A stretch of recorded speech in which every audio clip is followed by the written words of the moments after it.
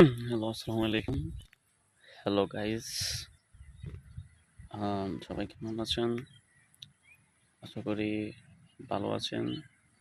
তো আমার নতুন ইউটিউব আইডি খুলছি। আপনারা বেশি বেশি করে লাইক, কমেন্ট, শেয়ার করবেন।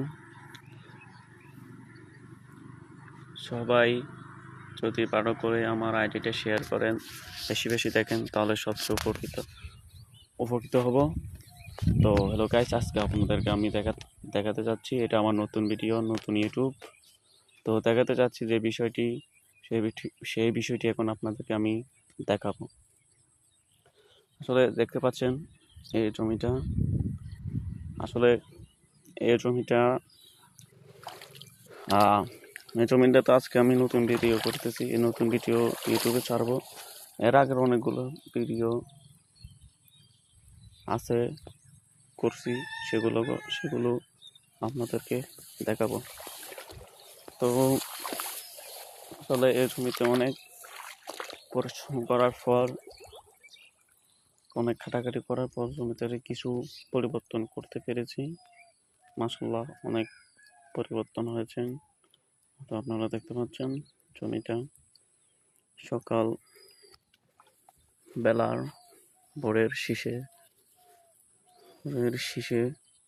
আর কুয়াশায় ভেজা এই সকাল, সবুজ শ্যামল মাঠ ফসল আপনারা দেখতে পাচ্ছেন। তো যে বিষয়টা আমি আপনাদেরকে দেখাবো, আসুন সেই বিষয়টা আপনাদের সাথে কথা বলি। কিভাবে ফসলের পরিচর্যা করলে ফসলের উন্নতি হয়। তো আমি আপনাকে দেখাচ্ছি। মাঝে মাঝে মাঝে মাঝে আসলে মানুষ যেরকম অসুস্থ হয়, তো সেরকম ধানও অসুস্থ রোগে ধরে আক্রান্ত হয়। তো আমি আপনাদেরকে যেটা দেখাবো, তো আসেন দেখাই। আসলে দেখতে পাচ্ছেন এই ভাইরাসটা, সবাই দেখতে পাচ্ছেন এই ভাইরাসটা। আসলে এটা প্রথম ছিল না, এটা প্রথম ছিল না। হঠাৎ যখন ধানটা একটু সুন্দর আর ভালোভাবে গুছিয়ে উঠতেছে, তখন এই রোগটা ধরেছে। আসলে এই রোগটার ধরেছে, কিন্তু এই রোগটার কারণে জমি অনেক ক্ষতি হচ্ছে। আসলে এটা মূলত ভাইরাস, ঠিক আছে? এটা হচ্ছে ভাইরাস।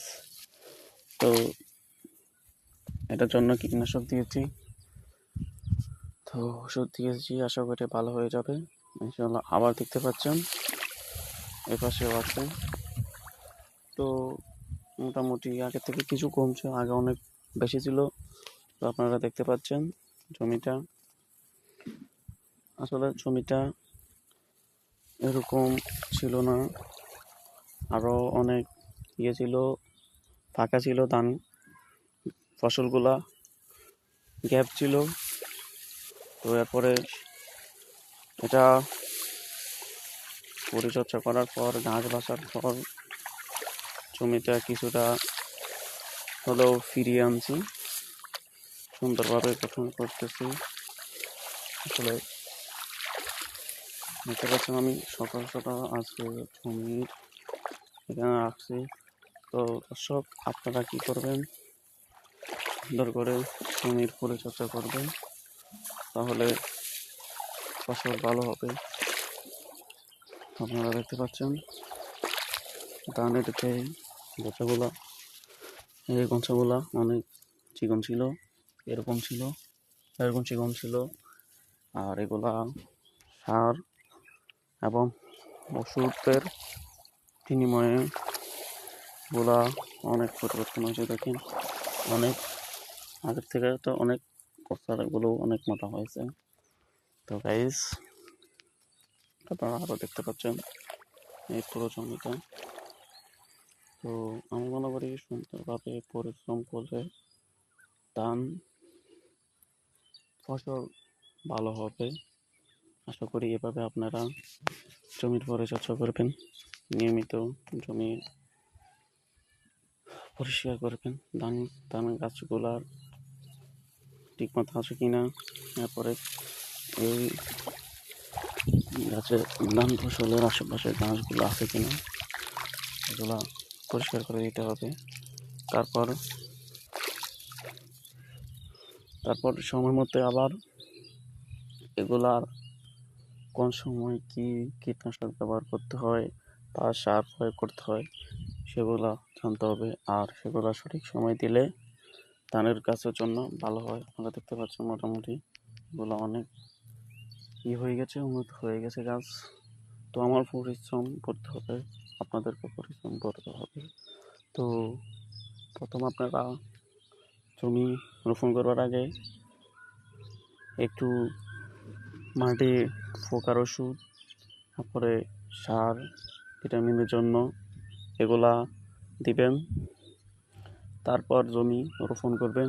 রোপণ করবার 15-20 দিন পর বা 1 মাস পর আবার জমিটা একটু এরকম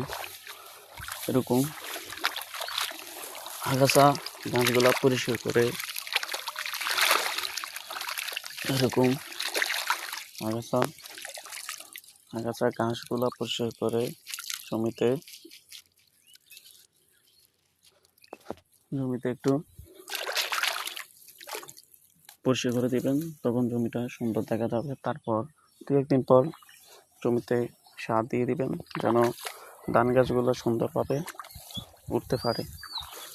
তো এর কয়েকদিন পর আবার 1 সপ্তাহ 15 দিন পর আবার জমিগুলা ফসলের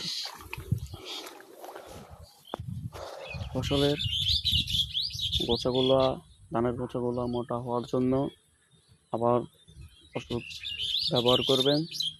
তারপর তখন জমিতে ভাইরাস আক্রমণ করে তখন জমিতে আপনারা সঠিক সময় কীটনাশক ব্যবহার করবেন, তারপরে ভাইরাস থেকে মুক্ত হবেন। তো তারপর আপনারা ওষুধ দেওয়ার পর আরও একবার সুন্দরভাবে জমির মাঠ ফসলের আশেপাশ ঘাসগুলা পরিষ্কার করে দিলে আশা করি জমি সুন্দরভাবে হবে, ভালোভাবে ধান হবে। এভাবে আপনারা ধানের পরিচর্যা করতে পারেন। রোয়া জমির পরিচর্যা করলে ইনশাল্লাহ ফসল ভালো হবে। তো আমি আপনাদের জন্য পরের সেকশনে নতুন একটা ভিডিও নিয়ে আসব। তার আগে আপনারা সবাই ভালো থাকবেন, সুস্থ থাকবেন। আমার নতুন চ্যানেল জোবায়ের হোসেন, আপনারা সাবস্ক্রাইব করবেন ইউটিউব চ্যানেল, শেয়ার করবেন, তাহলে আমি তাড়াতাড়ি হব, ভিউজ পাবো। তো আসলে ক্যামেরার সামনে সুন্দরভাবে কথা বলতে পারছি না, তার জন্য ভুল ত্রুটি হয়ে থাকলে আপনারা ক্ষমা করবেন, আর আমার আইডিটা বেশি বেশি শেয়ার করবেন, লাইক কমেন্ট করবেন।